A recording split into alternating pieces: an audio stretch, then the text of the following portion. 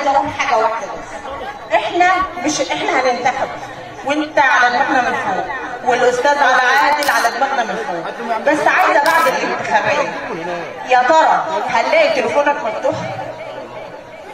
سؤال، هنلاقي تليفونك مفتوح للصغير والكبير للمشكله اللي احنا عايزينها لبلدنا؟ يعني لبلدنا والبلاد كلها. معلش احنا بنعاني كتير قوي. تمام؟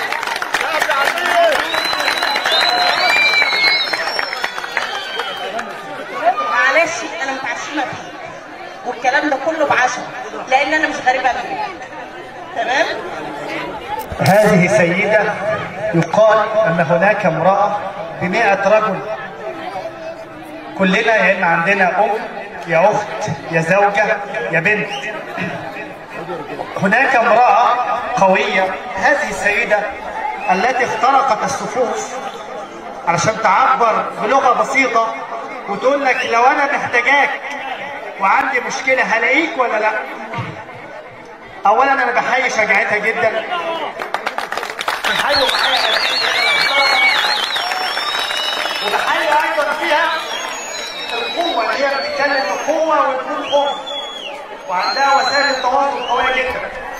أما في الرد على السؤال بتاعها، لو حضرتك نجحت أنت أو أستاذ علي أو أسير أو صاد أو عين، أنا محتاجاك لما ألاقيك يبقى عندي مشكلة ألاقيك. أنا محتاجاك تتكلم بصوتي وتعبر عن آلامي وتحدياتي. هي عبرت بلغة بسيطة بس الجملة بتاعتها بتحمل 100,000 معنى. بتقول لك أنا عايز أحس إن في سند وظهر. أنا عايز لما يكون عندي مشكلة أتصل بيك ألاقيك فاتح تليفونك. ابني لما يكون عندي مشكلة وبستغيث بيك ساعدني. جوزي عنده مشكلة ومش عارف يصرف الكيماوي بتاعه أو الأسئلة، أو عنده مشكلة في الجمعية أو في المستشفى أو في البنك، ألاقي حد يساعدني. بس أنت عايز تدخل على سيدة بسيطة من قرية ريفية مهمشة بس عايز تحس إن أنا ليا ظهر. أنا من خلال مواضيعكم ديت بوعد حضرتك وبوعد كل السادة الحضور إن إحنا إن شاء الله نكون مع ربنا السند والظهر بتاعنا إن شاء الله. مش هنلاقي نائب يتكلم عن مشاكلنا الا لما يكون نائب فصيح، يكون عارف هو بيقول ايه وبيتكلم ازاي عشان يعرف يجيب حقك من بق الاسد. النهارده لما عوض ابو النجا ينجح وهو نفس ظروفك، هيزرع فيك الحلم ان انت تنجح وتتعلم علشان تقدر تحقق حلمك. الشباب النهارده محتاجه فرص عمل، محتاجه دخل محترم. الصيدلي، الدكتور، المحاسب، الفلاح الشاب، الفلاح المهني اللي عنده مهنه، اي شاب النهارده متخرج محتاج يفتح بيت، محتاج تبقى عنده شقه، محتاج يخلف بعد كده ويبقى عنده دخل محترم عشان يعلم عياله. اللي احنا النهارده بنتكلم فيه ان انت تختار واحد يتكلم بصوتك في مجلس النواب. عمرك ما هتحقق ده الا لما يكون حد بيتكلم بصوتك وحاسس بيك. علشان كده انت المسؤول تطلع قدام اللجنه وتقف وانت اللي تخرج الناس.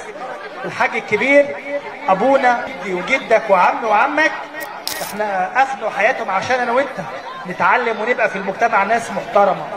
دورك انت لما ابوك يكبر تسنده، لما عمك يكبر تقف جنبه، لما خالك يكبر تقف جنبه وتسنده عشان يحس ان هو خلف راجل. علشان كده انا من هنا المكان بقول لك انت والشباب اللي جنبك انتوا المسؤولين تجيب نائب علشان يعبر عنك، عشان بعدين تقول له انت بتتكلم بصوته ولا ما بتتكلمش، انت حاسس بيا ولا مش حاسس بيا. فانا النهارده بقول لك اتمنى النهارده وهشوف وهسال عنك انت واقف قدام اللجنه ولا لا، عشان لو ما وقفتش هاجي لك البيت اقول لك تعالى اقف قدام اللجنه واختار واحد يتكلم بصوتك. فالدوره ديت كل ما يقابلنا في مكان يقول لك ما تفرطوش في الحلم اللي انتوا بداتوه.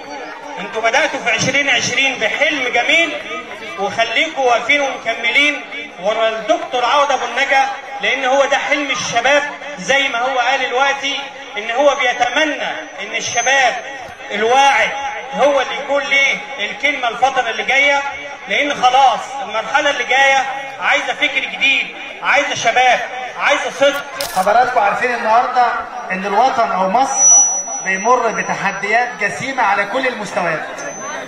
الدوله المصريه بقيادتها بشعبها وجيشها وحكومتها في النهارده الدولة تواجه تحديات إقليمية وتحديات دولية ممكن أنا وحضرتك مش شايفينها، ولكن المسؤولين والجهات الأمنية الدولة في مرحلة حرجة من عمر مصر الحديثة. احنا النهارده لما الأستاذ علي النهارده استدعاني فهو بيجسد على أهمية وحدة الدولة المصرية، أهمية تماسك الجبهة الداخلية. الانتخابات عمرها ما كانت صراع ولا فتنة، لأن أنت بتبقى نائب عن الشعب، بتستحضر قضايا مجتمعية بتمثل المواطن في أسوان واسكندرية.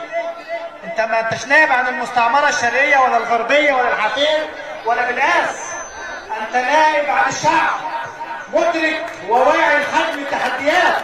الأستاذ علي النهارده بيقول لك اختار اثنين، مش معنى ان الأستاذ علي حضرني هنا معناه اللي بيقول لك اختارني، لا، انت بتسمع كل المرشحين واستضيف كل المرشحين، وفي الاخر انت ليك صوتين.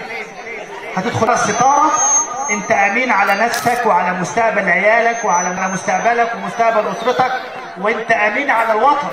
يعني لما تدخل ورا الستاره وانت بتعلم كده صوتك ده ربنا يحاسبك عليه. انت ليك صوتين ايا كان. انا مش جاي اقول لك النهارده اختار عوض ابو النجا ولا اختار الاستاذ علي، انت عندك 30 40 مرشح، اسمع الناس كلها علشان لما تحط صوتك انت هتبقى المسؤول قدام ربنا عن صوتك ده في اللي هيكون امين على هذا الصوت. شكرا جزيلا.